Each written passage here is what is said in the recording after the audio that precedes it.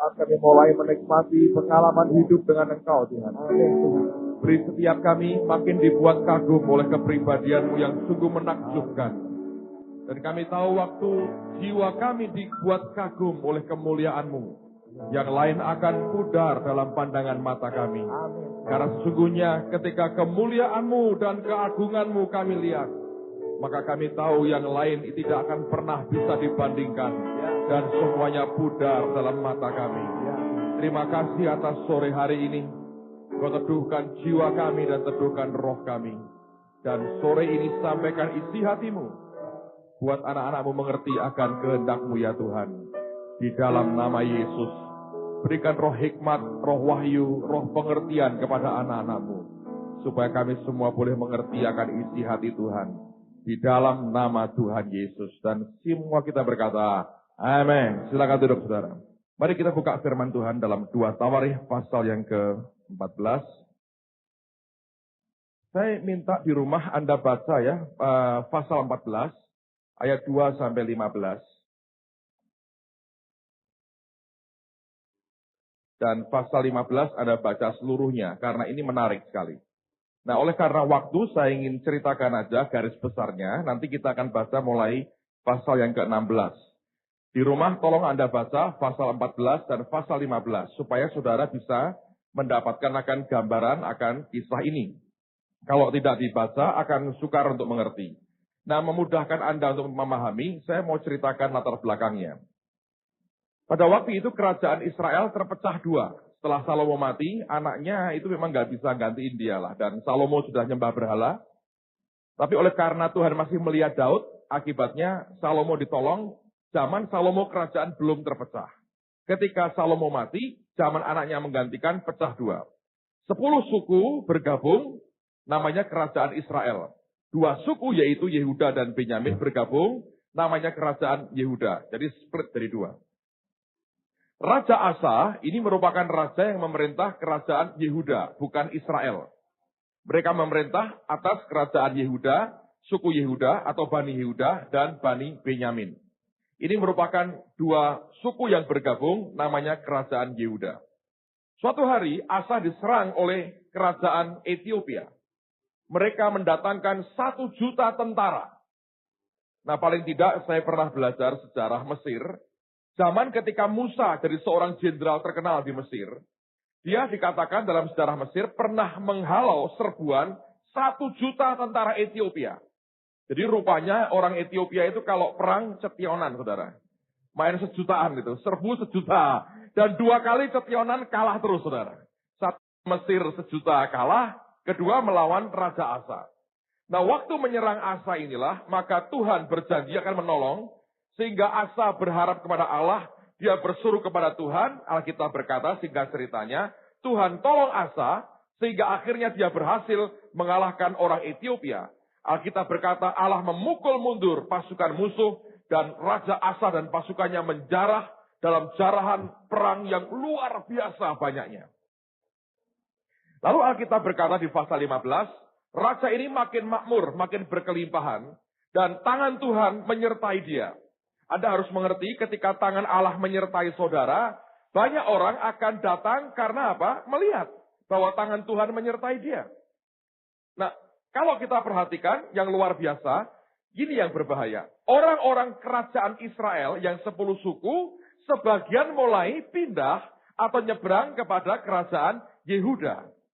Dan sampai terjadi begitu, akibatnya Raja Israel mulai bereaksi. Nah, sampai dalam kisah itu kalau Anda perhatikan, maka Raja ini punya kemenangan-kemenangan yang luar biasa. Tetapi pada akhir daripada hidupnya, Raja Asa dalam keadaan bukan di atas, tapi di bawah. Dalam keadaan iman yang sudah kacau dan cenderung berantakan menurut saya. Nah, pertanyaannya adalah mengapa orang yang pernah begitu hebat, orang yang pernah begitu kuat di dalam Tuhan, orang yang pernah menikmati kemenangan yang luar biasa, orang yang sama tidak bisa mempertahankan imannya. Nah, pada akhir hidupnya, semuanya kacau, semuanya berantakan. Dan saya suka dengan Alkitab karena Alkitab ini telanjang seperti ini. Dia buka apa adanya. Baik yang positif maupun yang negatif. Baik yang berhasil maupun yang gagal, dia buka semuanya. Kenapa? Supaya kita bisa belajar. Kalau kita menyadari kita ini belajar lewat keberhasilan orang, kita juga belajar lewat kegagalan orang lain. Dan dua-duanya punya manfaat besar buat kita. Nah, Alkitab kita telanjang. Saya mau ulang lagi, terbuka apa adanya. Dia ceritakan semuanya apa adanya. Lihat bagaimana seorang raja dari puncak kejayaan yang luar biasa, tiba-tiba jatuh mengerikan sekali. Dan dia jatuhnya pertama-tama bukan karena perempuan, bukan karena nyembah berhala, bukan karena apapun sebetulnya. Nah, saya mau sampaikan dua hal yang penting. Apa yang membuat orang Kristen atau orang percaya bisa jatuh, bisa hancur hidupnya, sementara dia pernah mengalami masa-masa yang luar biasa dengan Tuhan. Dan kalau Anda perhatikan, mari kita lihat pada pasal yang ke-16. Saya ingin baca mulai ayat yang pertama, supaya kita mendapatkan gambaran yang utuh. 2 Tawarikh pasal 16, lihat pada ayat yang pertama. Pada tahun ke-36 pemerintahan Asa, majulah Baesa, Raja Israel, hendak berperang melawan Yehuda. Ia memperkuat Rama dengan maksud mencegah lalu lintas kepada Asa, Raja Yehuda. Lalu Asa mengeluarkan emas dan perak dari perbendaraan rumah Tuhan dan dari perbendaraan rumah raja dan mengirimnya kepada Ben-Hadad Raja Aram yang diam di Damsyik dengan pesan, ada perjanjian antara aku dan engkau, antara ayahku dan ayahmu. Ini kukirimkan emas dan perak kepadamu, marilah batalkanlah perjanjianmu dengan Baesa, Raja Israel, supaya ia undur daripadaku. Lalu Ben-Hadad mendengarkan permintaan Raja Asa. Ia menyuruh panglima-panglimanya menyerang kota-kota Israel. Dan mereka memukul kalah Ion dan Abel Maim. Dan segala tempat perbekalan kota-kota di Naftali. Segera sesudah Baesa mendengar hal itu, ia berhenti memperkuat Rama. Ia menghentikan usahanya itu. Tetapi Raja Asa mengerahkan segenap orang Yehuda yang harus mengangkat batu dan kayu yang dipergunakan Baesa untuk memperkuat Rama itu. Ia mempergunakannya untuk memperkuat Geba dan Mispa. Pada waktu itu datanglah Hanani pelihat itu kepada Asa, Raja Yehuda, katanya kepadanya, karena engkau bersandar kepada Raja Aram dan tidak bersandar kepada Tuhan Allahmu, oleh karena itu terluputlah tentara Raja Aram dari tanganmu. Bukankah tentara orang Ethiopia dan Libya besar jumlahnya, kereta dan orang berkudanya sangat banyak? Namun Tuhan telah menyerahkan mereka ke dalam tanganmu karena engkau bersandar kepadanya. Karena mata Tuhan menjelajah seluruh bumi untuk melimpahkan kekuatannya kepada mereka yang bersungguh hati terhadap Dia. Dalam hal ini engkau telah berlaku bodoh. Oleh sebab itu, mulai sekarang ini engkau akan mengalami peperangan. Maka sakit hatilah Asa karena perkataan pelihat itu sehingga ia memasukkannya ke dalam penjara. Sebab memang ia sangat marah terhadap dia karena perkara itu. Pada waktu itu Asa menganiaya juga beberapa orang dari rakyat. Sesungguhnya riwayat Asa dari awal sampai akhir tertulis dalam kitab Raja-Raja Yehuda dan Israel. Pada tahun ke-39 pemerintahannya, Asa menderita sakit pada kakinya yang kemudian menjadi semakin parah. Namun dalam kesakitannya itu ia tidak mencari pertolongan Tuhan, tetapi pertolongan tabib-tabib. Kemudian Asa mendapat perhentian bersama-sama nenek moyangnya. Ia mati pada tahun ke-41 pemerintahannya dan dikuburkan di kuburan yang telah digali baginya di kota Daud. Mereka membaringkannya di atas petiduran yang penuh dengan rempah-rempah dan segala macam rempah-rempah campuran yang dicampur menurut cara penyampur rempah-rempah, lalu menyalakan api yang sangat besar untuk menghormatinya. Nah, ada dua hal yang membuat seorang yang percaya ke Tuhan akhirnya mengakhiri hidupnya dengan sangat sedih sekali karena dia mati dalam keadaan tidak beriman kepada Allahnya. Apa yang membuat seseorang bisa hancur hidupnya? Yang pertama kalau Anda perhatikan, dimulai justru ketika Raja Israel, Alkitab berkata, hendak berperang melawan Yehuda. Ini belum berperang loh saudara. Baru hendak berperang. Dan saya mau katakan begini, ini hal yang pertama. Yang berbahaya buat kita adalah kalau kita mengalami benturan atau konflik atau serangan dari saudara sendiri. Ada dengar kesaksian tadi? Sebetulnya kalau serangan dari luar, dari Ethiopia, Raja Asa berhasil menang. Tapi yang berbahaya buat orang Kristen, siapapun kita mesti perhatikan ini. Adalah kalau Anda dan saya mengalami tekanan, mengalami serangan, mengalami himpitan, justru yang datang dari saudara sendiri. Saya nggak tahu kenapa, tapi orang Kristen itu pada umumnya kurang pemaaf kalau berhadapan dengan saudaranya sendiri. Kalau bertemu dengan orang luar, orang dunia yang menekan, kita malah bisa berkata, puji Tuhan. Waktu orang Kristen lain menekan kita, saya nggak tahu kenapa, reaksi kita cenderungnya jadi brutal sekali. Jadi kedagingannya luar biasa. Dan setan tahu ini loh saudara, Anda mesti perhatikan. Dia bukannya maha tahu, tapi dia itu peneliti yang baik. Semua reaksimu itu ada rekodnya. Ini orang kalau kena ininya dia begini, kena ininya dia begini. Dia ngerti semua modelnya orang Kristen. Nah, lewat peristiwa ini saya mau ingatkan kita, mesti kita bersikap hati-hati kalau Anda berhadapan atau berbenturan dengan sesama anak Tuhan. Karena selalu reaksi kita bisa dipancing ke arah reaksi kedagingan. Kalau orang lain nekan kita ini bisa dengan gampang berkata, puji Tuhan, aku memikul salib Yesus. Tapi sebetulnya, kalau orang Kristen lain nekan kita, kekuatan iman itu bisa begitu runtuh. Mungkin karena kita menganggap atau kita mengharapkan orang Kristen tidak berbuat seperti itu, sehingga kita sama sekali tidak pernah menghitung bahwa serangan ini bisa datang dalam kehidupan kita. Nah, semua serangan yang tidak Anda perhitungkan, bahayanya luar biasa. Tidak berarti saya mengajari Anda curiga dengan sebelahmu. Dengan teman MK-mu, jangan curiga. Mereka orang paling hebat di dunia loh, saudara. Ngerti ya? Tapi saya mau katakan begini, hati-hati dengan konflik di dalam diri anak Tuhan dengan anak Tuhan yang lain. Internal konflik itu lebih berat daripada melawan external enemy. Itu merupakan hal yang dari kenyataan yang kita mesti perhatikan. Saya nggak tahu, tapi Kristen itu begitu. Misalnya begini. Ya, orang Kristen itu lihat. Kalau dengan sesama anak Tuhan, lebih berat maafnya. Lebih sukar pengampunannya. Lebih kecil hormatnya. Anda misalnya ya, punya utang dengan si A dan si B. Si B Kristen, si A tidak Kristen. Yang Anda kalau punya uang yang Anda bayar yang mana dulu? Yang Kristen atau bukan Kristen?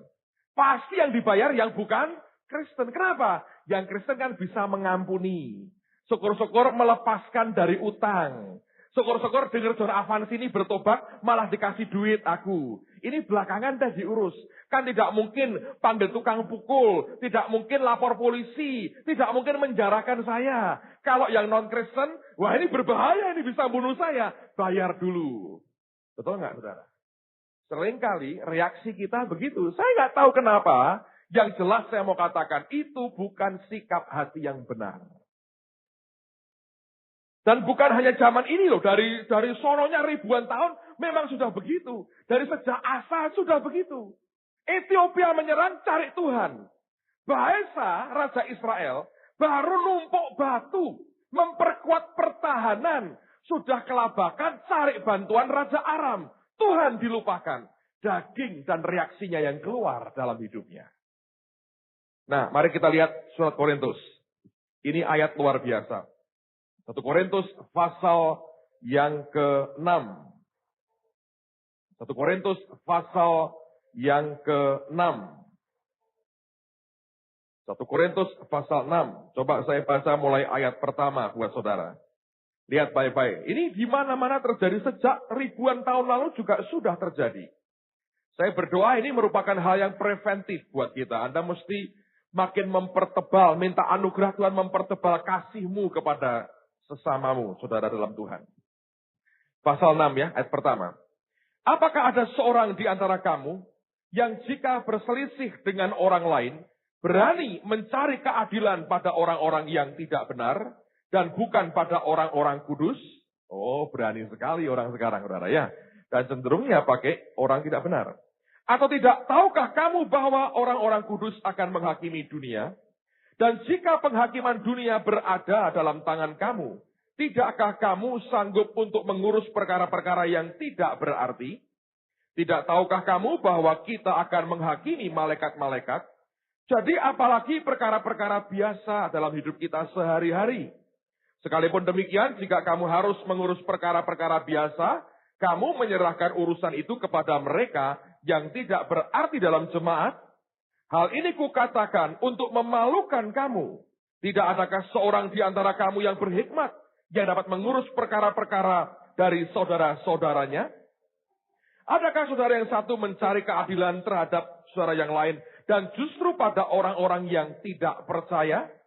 Adanya saja perkara di antara kamu yang seorang terhadap yang lain telah merupakan kekalahan bagi kamu. Mengapa kamu tidak lebih suka menderita ketidakadilan? Mengapakah kamu tidak lebih suka dirugikan? Tetapi kamu sendiri melakukan ketidakadilan dan kamu sendiri mendatangkan kerugian. Dan hal itu kamu buat terhadap saudara-saudaramu. Atau tidak tahukah kamu bahwa orang-orang yang tidak adil tidak akan mendapat bagian dalam kerajaan Allah? Dan seterusnya, dan seterusnya. Lihat, waktu mereka konflik yang dicari untuk sebagai penengah adalah orang yang tidak percaya. Aneh sekali. Tapi banyak kali kalau kita perhatikan, kenapa begitu saudara? Karena rupanya kecenderungan orang Kristen adalah, kalau ada internal konflik di antara mereka, ada perselisihan paham, rasa pengampunannya tipisnya luar biasa. Dan saya minta dengan hormat dalam kasih Tuhan, tolong Anda waspadai akan hal ini. Minta kepada Tuhan supaya setiap kali ada benturan dengan anak Tuhan lain, katakan, Tuhan, beri aku kemurahan ekstra, supaya aku bisa mengasihi dia lebih lagi daripada aku mengasihi orang-orang dunia. Dan kalau ini terjadi, saya percaya tubuh Tuhan akan solidnya luar biasa. Dan di sini saya perhatikan faktor setan sudah main sejak ribuan tahun yang lalu. Justru ketika konfliknya dengan anak Tuhan lain, dia kalau ngipasinya lebih kenceng, saudara. Kristen kok begitu? Kristen katanya Kristen. Kristen diurusin terus. Kok begitu? Kok begitu? Iya, kalau ada iya ya, langsung dia tambahin. Dia komporin lagi, saudara. Dia tambahin bensinnya, tambah gede apinya. Yang kebakar siapa? Kayu apinya siapa? Dirimu sendiri sebetulnya. Bayangin, kita digoblokin setan ini bertahun-tahun sebetulnya. Karena itu saya mau katakan demi kasih Tuhan, saudara. Belajar untuk mengasihi saudaramu satu dengan yang lain lebih lagi. Sebab kalau tidak, ini yang merupakan awal kejatuhan asal. Diserang bangsa lain dia kuat. Berhadapan dengan Raja Israel, baru numpuk batu, sudah buat kesalahan. Harta kekayaan rumah Tuhan diserahkan ke orang kafir, dan dia pakai tangan orang kafir untuk membunuh sesama anak-anak Yakub, anak-anak Israel. Bayangin, saudara. Dan saya berkata kalau itu sudah terjadi, itu merupakan awal dari kesalahan yang fatal dalam kehidupan kita. Dan kalau itu terjadi, saudara sekalian, itu merupakan awal dari kejatuhannya di hadapan Allah. Saya berdoa kita belajar begitu. Nah, bicara soal kasih kepada saudara yang lain, saya mau ajak Anda lihat Matius 18. Injil Matius pasal yang ke-18. Di sini Tuhan minta pendapat kita. Ini jarang-jarang loh saudara, Tuhan minta pendapat kita ya. Seringkali kan kita minta pendapat Tuhan. Tapi ya dia mintalah pendapat kita. Supaya kita ngerti mestinya seperti apa. Matius 18, lihat pada ayat yang ke-12. Bagaimana pendapatmu? Hebat toh, Yesus tanya pendapat kita. Bagaimana pendapatmu? Jika seorang mempunyai 100 ekor domba dan seekor di antaranya sesat, tidakkah ia akan meninggalkan yang 99 ekor di pegunungan dan pergi mencari yang sesat itu? Dan aku berkata kepadamu, sesungguhnya jika ia berhasil menemukannya, lebih besar kegembiraannya atas yang seekor itu daripada atas yang ke-99 ekor yang tidak sesat. Demikian juga Bapamu yang di surga tidak menghendaki supaya seorang pun dari anak-anak ini hilang. Nah, kita sudah dengar cerita ini berkali-kali. Diceritakan kebaikan Yesus, ya. Anda pernah lihat gambar-gambar itu ya? Yesus sedang mengulurkan tangan pada seekor domba yang di dalam jurang, yang dihimpit oleh onak duri, ya kan? Dia mengulurkan tangan atau mengulurkan tongkatnya. Itu gambar sangat terkenal, menggambarkan bagaimana Yesus mencari kita yang hilang dan berdosa. Sekarang saya mau tanya, bagaimana kalau Anda menjadi yang 99? Pernah mikir nggak? Kan 100 ya. Hilang 1, ditinggal sama Tuhan. Pak. Dia cari yang hilang. Alkitab berkata, yang 99 dia tinggal. Siapa yang tahu bahwa Anda sudah jadi anak Tuhan? Coba angkat tangan tinggi-tinggi. Yang lain? Saya serius, saudara. Siapa yang sudah merasa jadi anak Tuhan? Angkat tangan tinggi-tinggi. Saya perlu artikel hari ini, karena banyak yang belum mengatakan. Dengar baik-baik, saudara. Berarti Anda termasuk golongan yang ditinggal. Sebagai domba yang ditinggal oleh gembalanya. Ini domba kerjaannya ngapain? Jadi setiap harimu itu ngapain sebetulnya? Saling mengasah tanduk. Siapa yang lebih kuat begini? Atau berkata gini. Sudahlah. Daripada nggak ada gembala, ya bubar aja, bubar. Sebagian di Holy Cafe, sebagian bakso sastro. Sebagian kemana. Ntar gembalanya pulang, datang bawa domba 1. Loh, kemana? Sastro.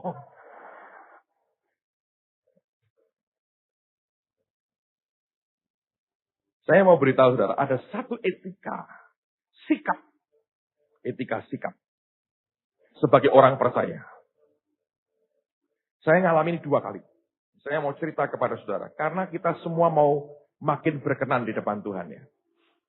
Kali yang pertama waktu saya ngajar di School of X bulan yang lalu. Saya beritahu saudara Victor, saya berkata, kalau bagian saya ngajar, kamu mimpin pujian, saya bebasin kamu. Kalau kamu merasa Tuhan kerja, suruh doakan orang, doakan. Ambil waktu saya, nggak apa-apa. Lalu terjadi saudara. Satu hari, dia mimpin pujian, penyembahan, roh Tuhan kerja, dia merasa harus mendoakan beberapa orang. Dia melayani beberapa orang. Setelah sekian menit, saya turun ke bawah. Saya masuk ke dalam ruang belajar. Sebagian besar teman-teman itu duduk. Dari berdiri duduk mereka. Sebagian besar ikut berdoa, ada juga yang tertidur. Loh Pak kok tahu? Loh ya ini ngeletakkannya lehernya itu loh saudara. Antara berdoa dengan tergeletak, terkulai gini itu Anda ngerti lah. Tidak perlu karya membedakan roh. Kalau sudah kekuatan tengkuknya hilang terkulai begini, sekalipun dengkurnya nggak keras saudara, ngerti ini tidur. Dalam roh Pak mungkin. Dalam daging lebih banyak kemungkinannya. Tapi ini yang terjadi, ini aneh saudara. Saya berdiri ya. Saya nunggu sampai Victor selesai. Lalu kemudian ada suara itu bicara di hati saya. Bukan suara hati saya. Saya seperti mendengar percakapan 2 orang. Yang satu ngomong begini. Aduh ini kok Victor yang lagi ini. Mestinya ini jamnya Pak Petrus. Khotbah ini saya ini datang mau belajar. Kalau begini, aduh ini berat ini. Kok kenapa nih orang ini mau ngapa nih?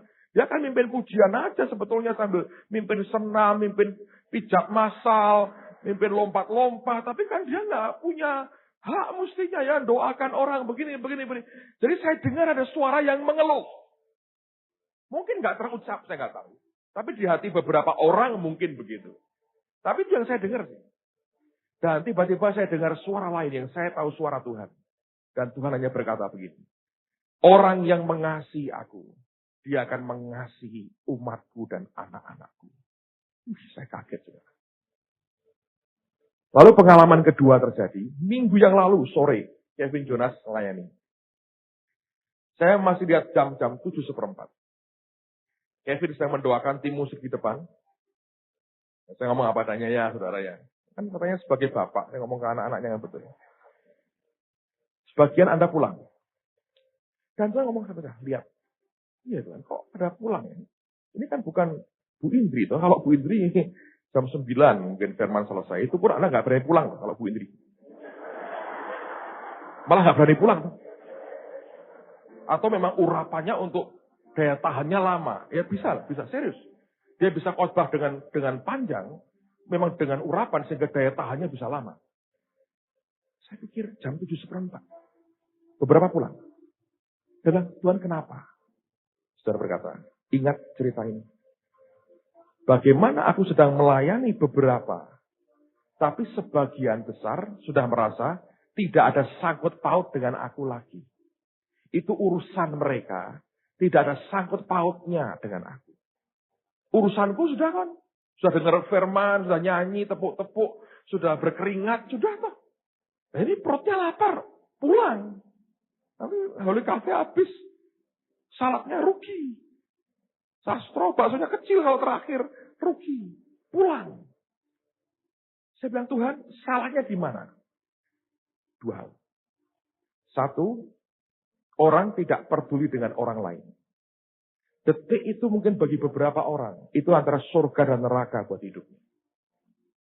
Saya cek beberapa teman yang didoakan, apa yang kamu alami? Luar biasa yang mereka alami dari Tuhan. Sampai mereka bisa nangis seperti itu, dan saya berkata, luar biasa ya, hidup satu orang bijamah. Mestinya yang sikap paling baik adalah Anda ikut mendoakan. Sebab nabur itu nuai. Anda melayani dalam jangka jarak jauh kepada orang yang sedang didoakan, artinya Anda peduli dengan pergumulan orang lain. Satu hari ketika engkau sendiri punya pergumulan, dan engkau mengharapkan dukungan, Allah akan memberi orang-orang yang otomatis memberikan dukungan kepada saudara. Nabur itu nuai. Tapi Tuhan, apa nggak boleh pulang? Boleh. Nggak ada aturannya, saya berkata. Anda nunggu ya sampai semua selesai. Awas ya kalau tidak itu. Nggak boleh, saudara. Boleh nggak Pak pulang? Boleh. Karena tiap saudara kan punya kepentingan berbeda-beda. Iya toh? Kalau emergency mendesak sekali, ya boleh. Tapi saya ajari saudara. Caranya gini. Anda kan datang ke rumah Tuhan. Datangnya permisi, pulangnya permisi. Gini kalau mau pulang gini tak ajarin. Boleh pulang? Boleh. Karena tiap orang punya kebutuhan. Ada janji dengan orang. Atau ngejar kereta, mesti berangkat. Atau mau dijemput ke luar kota. Atau banyak urusan lain. Toh. Besok anak ulangan, belum belajar. Anak kan mesti pulang. Ada kewajiban. Nah doanya gini. Tuhan, aku punya keperluan ini. Boleh nggak aku pulang? Ini sudah lewat dari jamnya. Rasanya masih panjang ini. Boleh nggak aku pulang? Doa tanya. Kalau sejahtera, pulang. Saudara. Lah itu sopan. Kalau tahu-tahu nyelonong hilang. Hanya karena lapar. Waduh, saya berkata, saudara. Nanti, itu nabur nuainya berat. Gimana? Ya, kalau Anda berkata, saya lapar, jadi saya nggak ada urusan. Kalau engkau berdoa, saya berkata, lah urusanku dengan kamu apa? Lah aku sedang menikmati puji-pujian gereja ini. Kamu ada kebutuhan? Ya entar aja lah, saya lagi ngurus ini kok. Bayangin, saudara. Kalau Allah bersikap yang sama dengan kita, saudara yang repot. Saya sudah bolak-balik berkata, Anda nyembah Tuhan, muji Tuhan atau tidak mengurangi kemuliaannya. Dengar khotbahnya Pak Yusak 2 hari yang lalu, penatua itu jengkat-jengkit atau kerjaannya, cukup saudara. Kalau Anda dengar itu, cukup itu kerjaannya tiap hari nyembah. Terus malaikat kalau kurang banyak dia ciptakan miliaran. Surganya kurang gede, digedein sama dia. Supaya tiap detik orang nyembah, malaikat nyembah, cukup. Malah nggak usah nebus, nggak usah apa. Nggak usah repot-repot, saudara. Tapi semua itu akhirnya untuk kepentingan kita. Demikian juga kalau mau datang telat, ngomong dulu. Tuhan, aku tak telat ya Tuhan. Supaya nggak terlalu berkeringat. Pasti dia berkata, boleh. Nanti kalau aku nolong kamu, juga telat ya aku ya. Supaya nggak terlalu berkeringat. Loh, sama toh saudara. Ya toh sama. Boleh Pak, boleh. Bebas dalam Tuhan itu. Cuman ngomong dulu. Makanya saya perhatiin ya. Kenapa kalau orang berkata, Tuhan itu kok selalu mepet Pak. Bahkan cenderung telat. Ya sama. Kebaktian mepet cenderung telat. Sama toh. Yang kamu tabur, kamu tuai. Ya pinter gitu kok. Ini saya tak omongin. Supaya Anda ngerti. Kalau diajari, dibuka begini, Anda akan terbuka. Sebab ini penting buat saudara. Nangkap ya saudara ya. Saya harap kita bisa belajar makin dewasa. Kalau enggak, lihat ya. Kita akan didorong, diperintah oleh apa? Kampung tengah kita ini. Kalau sudah bunyi, waktu untuk pulang, nah, Tuhanmu apa? Perut. Wekermu di sini. Pulang. Boleh nggak Pak pulang? Boleh.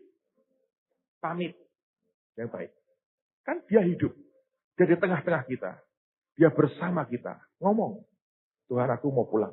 Ada kebutuhan begini. Dan saya nggak yakin dia bilang, tidak boleh. Keluar mati kau. Tidak akan saudara. Tidak akan. Percayalah. Tidak akan. Dan dia orang Allah yang sangat mengerti kita.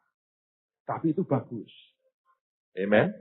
Saya hanya pengen lihat kalau Anda tinggalkan kebaktian sebelum selesai, saya sudah lega. Oh, sudah pamit kok sama Tuhan. Beres apa? Kita kan punya kebutuhan yang lain-lain, saudara. Ada bagian-bagian yang dia mau. Nah, Pak, apakah serius sih? Saya tak ceritain, saudara. Saya pernah diceritain sama papahnya Pak Yusak, almarhum. Ngkong King Siok. Dulu kan dia tinggal di Cirebon, orang Jepara. Papahnya Pak Yusak sudah meninggal. Dan kami cukup dekat. Saya sebelum dengan Pak Yusak dekat dengan papahnya dulu.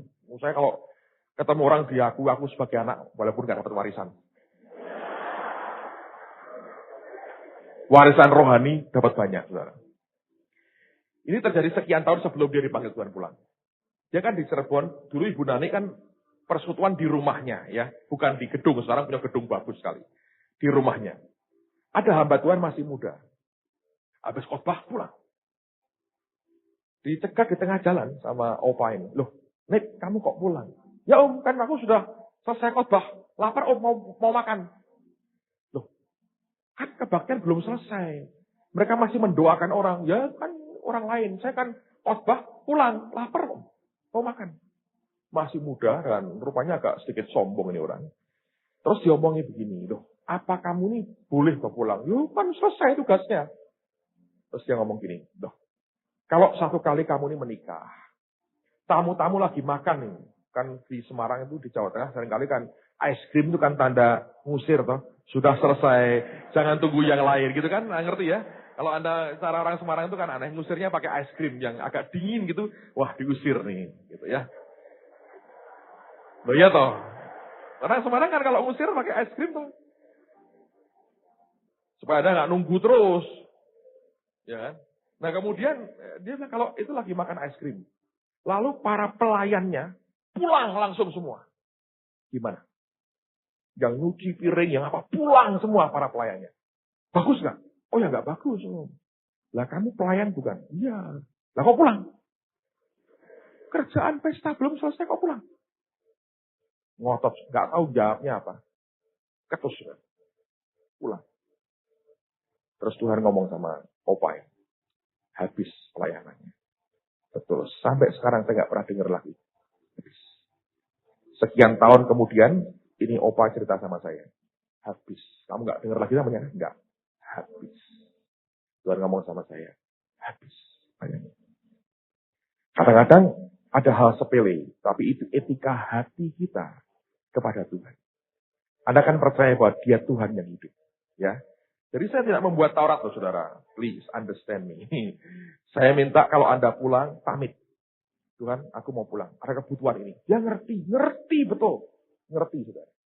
Jangan khawatir. Dia sadar juga kita masih nginjak bumi saudara. Amen. Anda saya perlu itu. Lebih baik, pamit. Tuhan, aku mau pulang. Dan dia bilang, damai, pulang. Berkat Tuhan yang menyertai saudara. Tapi kalau hatimu gelisah, Anda sadar, sebetulnya aku gara-gara aku lapar ini. Tapi aku sebenarnya pingin juga roh dan daging bertentangan. Jangan tinggal. Tapi kalau kau damai, pulang. Amen, saudara. Apalagi kalau pulangnya ingin berbuat dosa. Lebih baik Anda duduk di tempat dilem itu, saudara. Supaya tidak jatuh ke dalam pencobaan lebih jauh lagi. Alright. Nah, itu hal yang pertama. Hati-hati dengan urusan dengan sesama anak Tuhan. Kita balik ke 2 Tawarikh tadi. Nah, hal yang kedua, saya mau beritahu Anda begini. Apa yang membuat Asa ini kemudian jatuh? Menurut saya, oleh karena dia telah lelah beriman. Pak, apa ada lelah beriman? Ada lelah beriman itu. Saya juga baru diberitahu Tuhan beberapa waktu yang lalu bahwa rupanya jiwa kita itu bisa lelah beriman. Loh kok bisa, Pak? Dengerin baik-baik. Iman itu kan di dalam roh kita. Ya. Kita kan roh, jiwa, tubuh. Iman itu kan Alkitab berkata roh iman. Nah, roh nempelnya ke roh. Dia menguatkan iman kita. Saya pernah tanya sama istri saya gini. Kamu kalau sudah mengalami kemenangan, breakthrough dalam hal keuangan, bisa capek nggak urusan keuangan? Ya dengan gagah berkata, tidak bisa. Sudah breakthrough. Oke. Terus saya beri contoh konkret. Karena orang kalau tidak dikonkretkan, dibuat mendarat, saudara istilahnya, itu masih nggak sadar. Saya berkata gini, oke, kamu sekarang kalau misalnya ini, Tuhan kasih kita tanah tambahan, di belakang kami masih ada tanah kosong. Tambahan sekian ratus meter lagi. Dan dia berkata, bangun pavilion untuk hamba-hambaku bisa nginep di situ. Kamu misalnya diberi Tuhan hanya uang 100 juta, butuhnya minimal 300 juta. Saya berkata, kalau boleh pilih, mau tidak kamu bangun rumah lagi 300 juta. Masih kurang 200, sisanya dengan iman 6 bulan. Dia bilang, tidak mau. Loh, kan sudah breakthrough. Kita kan bangun rumah tambahan. 30% dananya tutup. Berkali-kali, tanya Pak Andreas. Berkali-kali hampir berhenti. Habis, saudara. Dicukupi Tuhan, dicukupi Tuhan, dicukupi Tuhan. 6-7 bulan terus. Dengan iman. Jadi. Tidak utang. Selesai. Terus misalnya, kan itu kan breakthrough. Selesai. Luar biasa. Jelek-jelek sudah dikunjungi John Evans ini dan Merit Hickey itu rumah, saudara. Lalu kemudian, saya berkata, Tuhan ngomong, mau nggak bangun lagi? Dia bilang nggak mau. Kenapa nggak mau? Capek. Orang itu bisa lelah beriman. Yang lelah apanya? Jiwanya. Kata ajarin ini. Caranya sederhana. Mikirnya sederhana. Ketika Anda dalam iman, bergerak dengan iman, seperti Asa itu yang gerak itu rohmu. Jiwa, yaitu pikiran, perasaan, kehendakmu sendiri, itu cuma nebeng. Ngikut kemanapun iman itu pergi. Nah ini jiwa kita, manusia kita, daging kita ini, nggak ngerti. Loh kok begini? Siksaknya kok begini? Loh kok begini? Loh awas, curah, loh. Jadi hanya tegang terus, saudara. Jiwa itu bagiannya cuma tegang. Mikir, nggak boleh mikir. Tegang, nggak boleh tegang. Takut, ditengkingi. Jadi serba repot. Contohnya gini. Anda misalnya ya, tiba-tiba ditelepon temanmu, setengah jam lagi ada kuliah. Kamu harus hadir, kalau nggak datang di DO kamu. Tiba-tiba ada seorang pembalap terkenal, Formula One, 1, berkata, ayo tak anterin ke Salatiga sekarang. Loh, setengah jam lagi. Nggak apa-apa. Dan dia bawa mobil itu Daihatsu yang trotolan begitu ya, saudara. Nggak ada moncongnya, jadi kalau nabrak langsung badan gitu. Seatbelt nggak ada, orang Indonesia kan kuat-kuat, tidak perlu seatbelt. Kaca bemper sikat dengan badannya. Ini kan keturunan Garut Koco semua. Otot kawat balung wesi. Ya. Lalu kemudian, sudahlah pokoknya kamu diam aja di sini. Aku yang setir mobil ini sampai Salatiga. Setengah jam. Ketemunya di mana? Bakso Salatiga. Loh, kuliah terbuka di Bakso Salatiga. Lalu kemudian, wah ya siap. Ya starter datang. Dia kebut dengan 300 kilo per jam.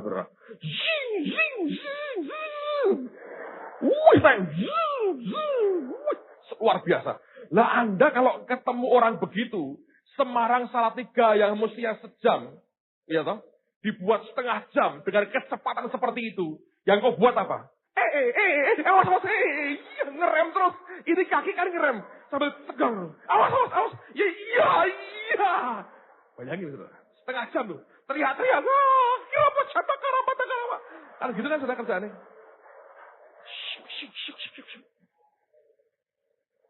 Setengah jam persis, kurang semenit. Berhenti persis depan Bakso Salatiga. Anda turun dari mobil, kaki sudah begini. Hirashatakara. Duduk sambil kuliah di bakso, saudara. Hiri kata harasa. Benar nggak? Setelah kuliah 2 jam, Anda keluar sangat tenang. Sudah minum es teh manis 5 gelas, saudara.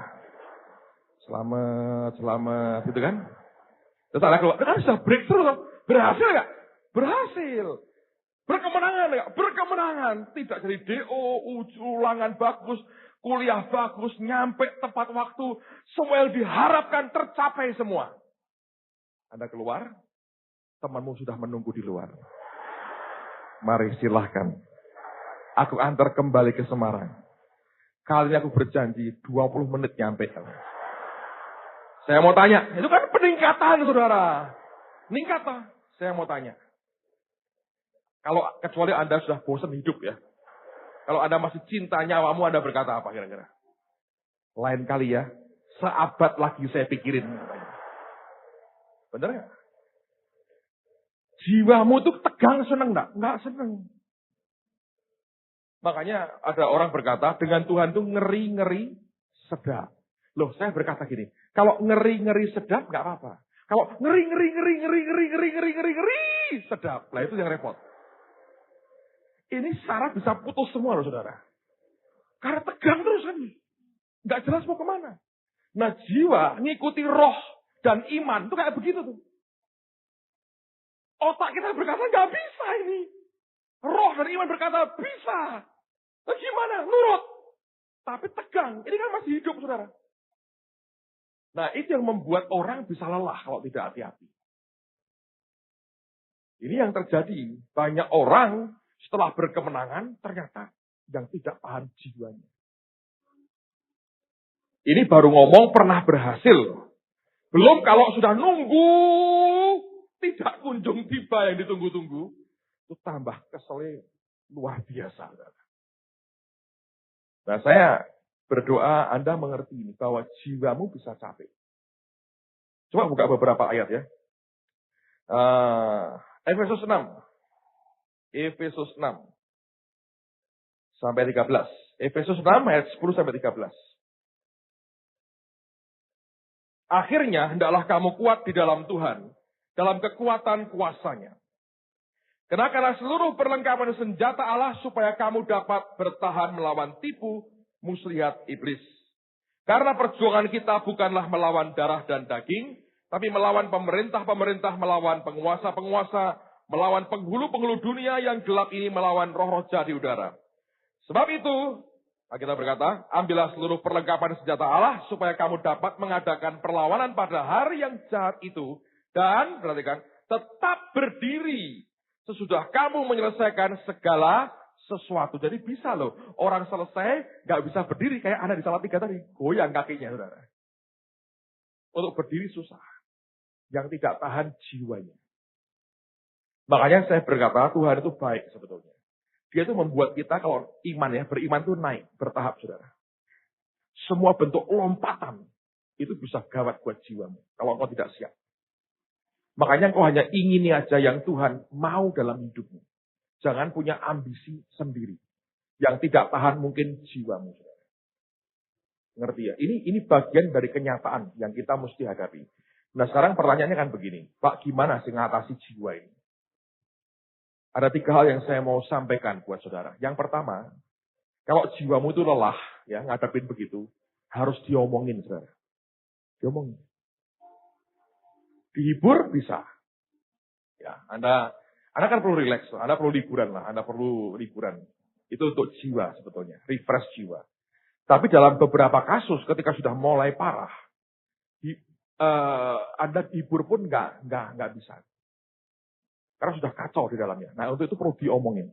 Coba buka Mazmur 42. Ayat yang ke-6 sampai 12.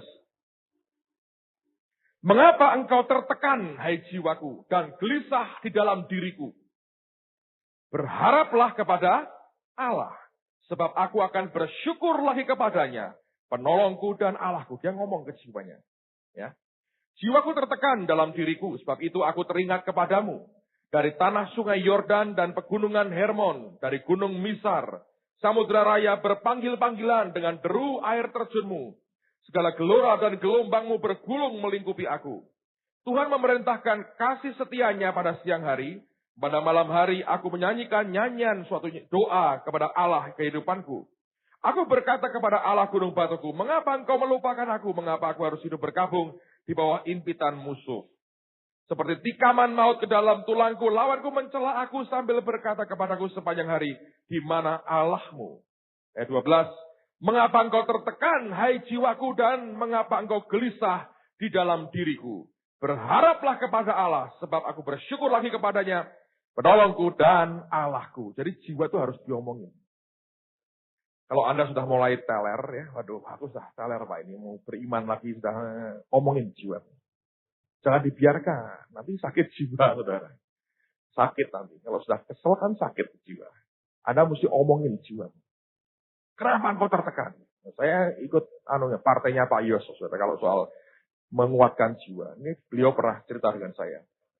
Anda pernah tahu lagu Jangan Lelah? Di Pati ya Pak ya, dengar ya. Di Pati dengar lagunya pertama kali. Jadi yang diapalin cuma kalimat pertama kok.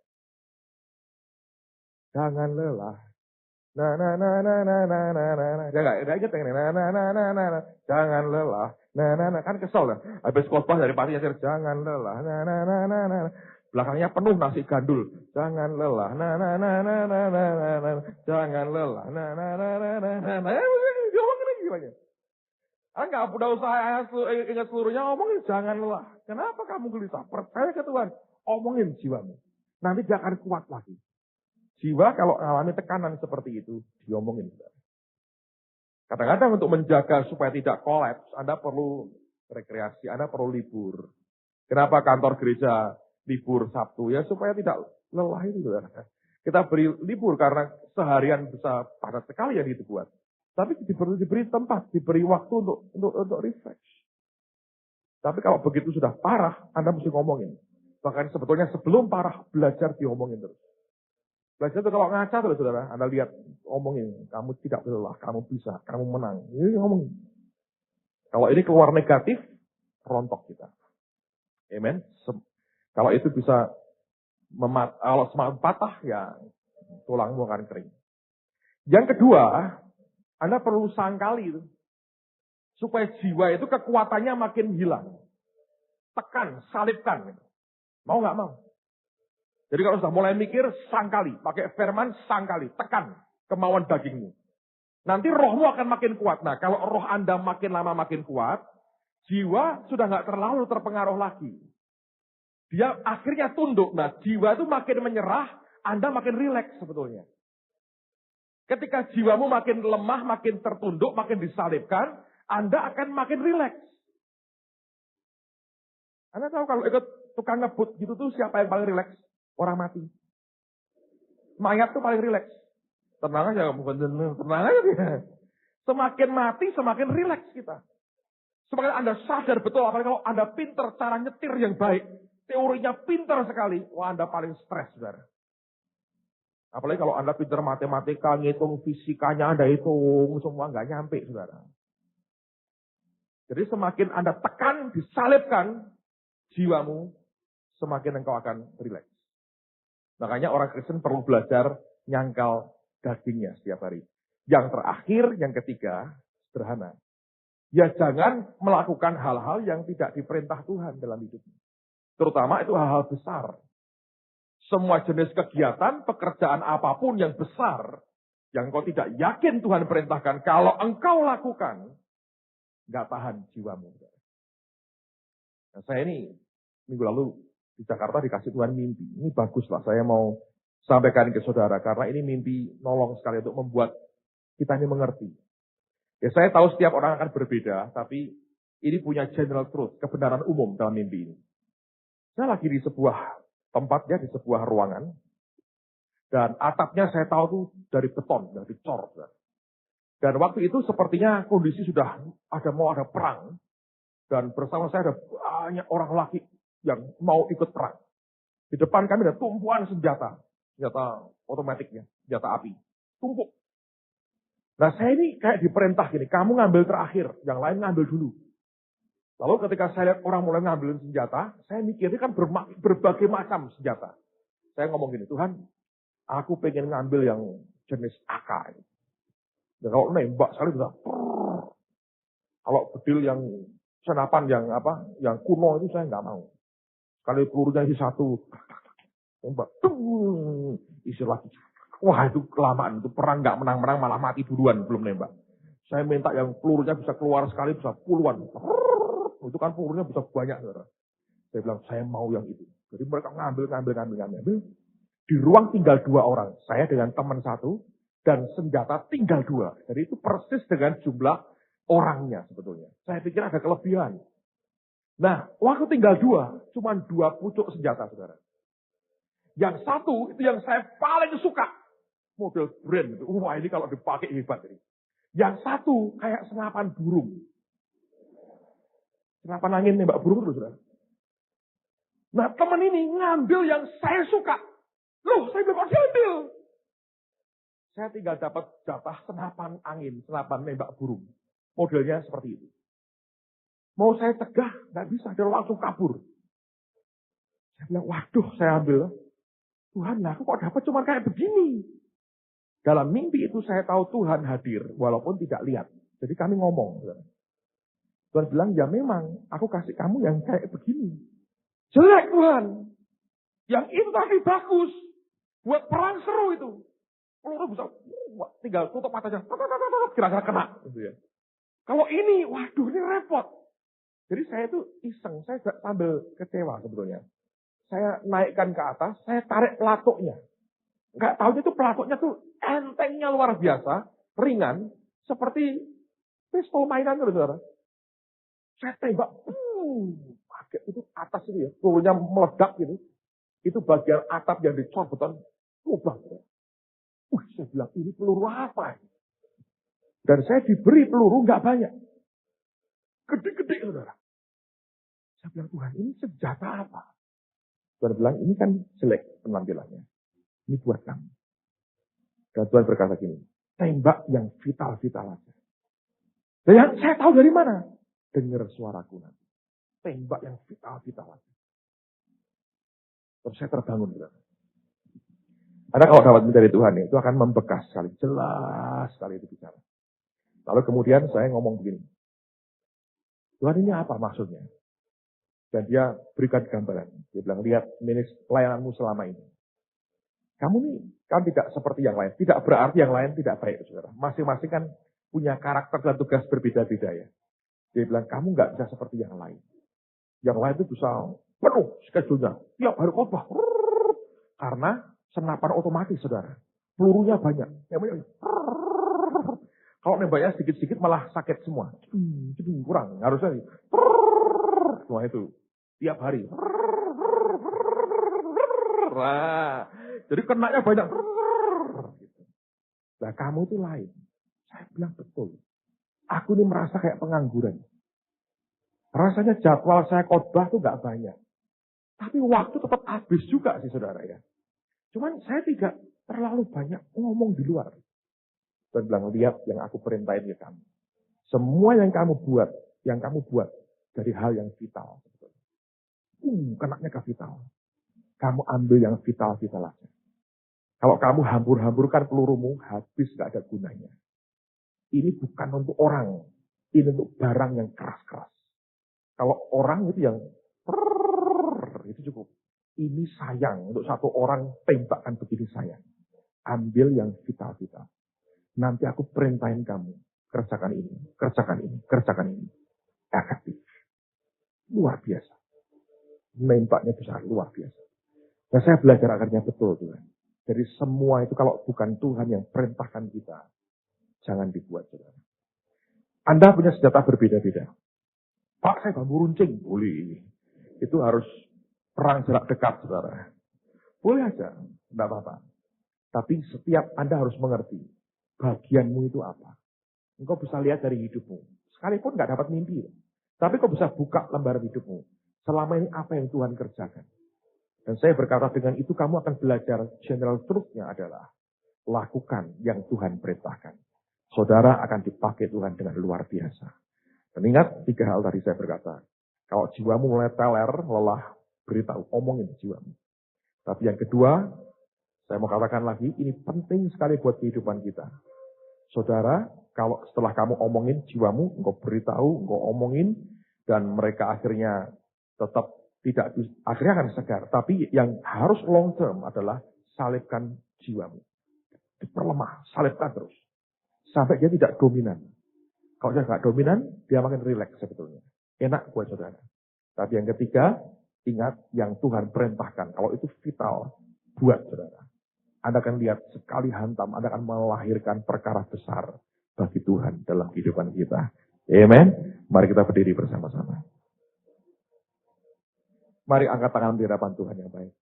Bapak hamba berdoa demi nama Tuhan Yesus. Beri kami makin didewasakan Tuhan. Kami dibawa makin naik bukan turun Tuhan. Ajari kami jadi orang-orang yang mengerti apa yang harus kami lakukan. Ajari kami jadi orang-orang yang tahu akan apa yang Tuhan mau dalam kehidupan kami. Dan buat kami semua jadi orang-orang yang mentaati Tuhan. Ajari kami mengasihi sesama kami sebagai anak Tuhan. Ajari kami juga untuk memahami hati-Mu Tuhan. Mengerti yang Tuhan inginkan dalam kehidupan kami. Sehingga jiwa kami tetap segar dan tidak lelah dalam kami hidup bersama dengan Tuhan. Sekarang dalam nama Yesus kami mau katakan kepada jiwa kami, hai jiwa, biar engkau teduh di depan Tuhan. Di dalam nama Yesus jiwa, jangan lelah. Engkau disegarkan. Roh yang memimpin, bukan jiwa. Roh yang memimpin, bukan pikiranku. Roh yang memimpin, bukan perasaanku. Roh yang memimpin, bukan kehendakku. Pikiran, perasaan, kehendakku. Tunduk pada kehendak roh. Di dalam nama Yesus.